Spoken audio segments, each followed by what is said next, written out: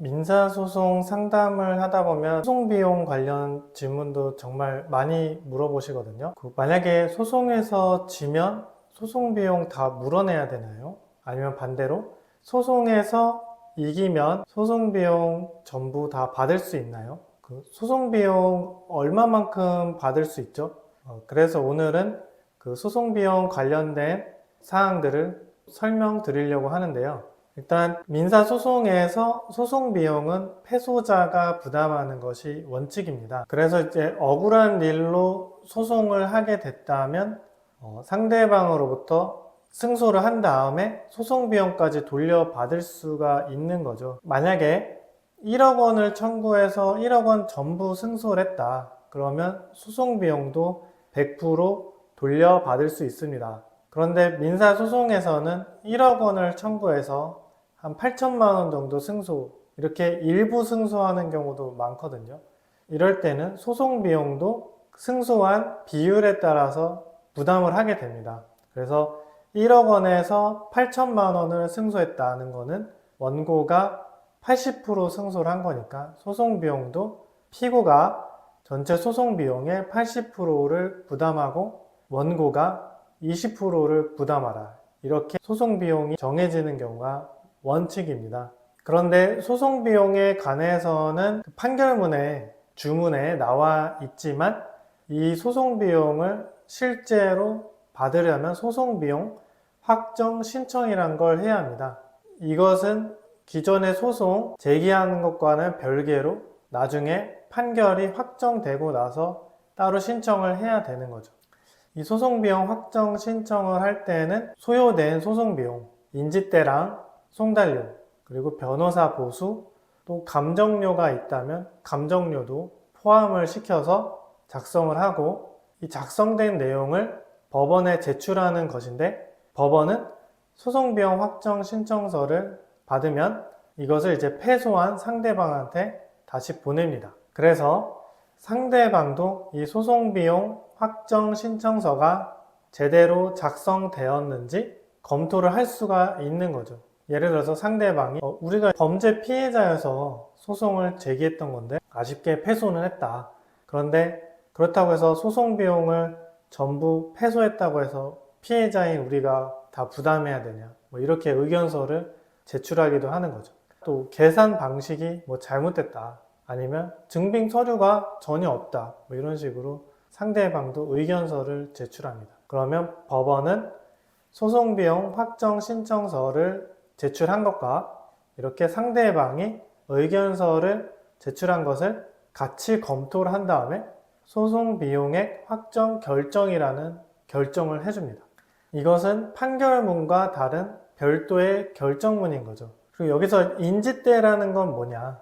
소가에 따라서 소송을 제기할 때 원고가 법원에 납부하는 비용이 있거든요. 그리고 송달료는 원고가 법원에 소장을 내면 이 소장을 법원은 피고한테 이제 보내는데 그 피고에게 보내는 우편 비용을 원고가 부담하게 합니다. 이게 송달료죠. 그래서 피고가 여러 명이면 송달료도 늘어납니다. 이 인지대와 송달료는 전체 소송 비용에서 그렇게 큰 금액은 아닌데요. 이것보다 더 큰 금액을 차지하는 것이 감정료라는 것도 있거든요. 그러니까 감정 신청을 하면 감정인을 외부에서 선정을 해서 법원이 감정 절차를 진행하는데 이 비용을 감정료라고 합니다. 이 감정료는 외부 감정위원을 선정하는 비용이니까 당연히 그 비용도 비쌉니다. 그리고 변호사 보수도 소송 비용에서 많은 부분을 차지할 수 있죠.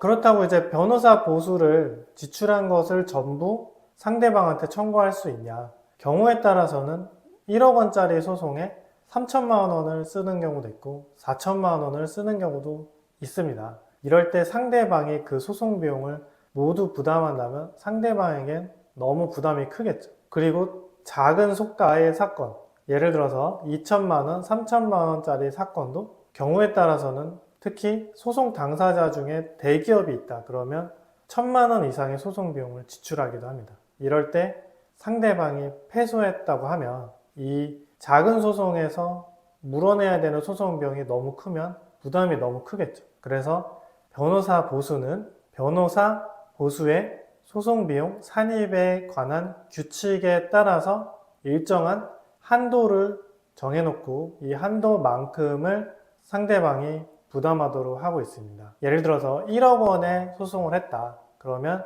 740만 원까지 상대방이 변호사 보수를 물어줘야 되는 거죠. 그래서 1억 원짜리 소송에 1000만 원의 착수금을 지출했고 성공보수로 500만 원을 지출했다. 그렇더라도 740만 원까지만 상대방에게 청구를 할 수가 있는 겁니다. 만약에 변호사를 선임하지 않고 본인이 노력을 해서 민사소송을 진행했고 승소를 했다. 그러면 변호사 보수 상대방한테 받을 수 있냐? 그런데 소송 비용이라는 건 지출한 비용을 보전해주는 거니까 이렇게 본인이 변호사 없이 소송을 진행했다면 변호사 보수는 따로 상대방에게 청구할 수는 없겠죠. 이렇게 소송 비용 확정 신청을 거쳐서 소송 비용 결정이 된다면 이 결정문에 따라서 상대방이 소송 비용을 주지 않는다. 그럴 때는 강제 집행도 가능합니다. 결국에 소송 비용 문제는 승소를 할 수 있느냐 없느냐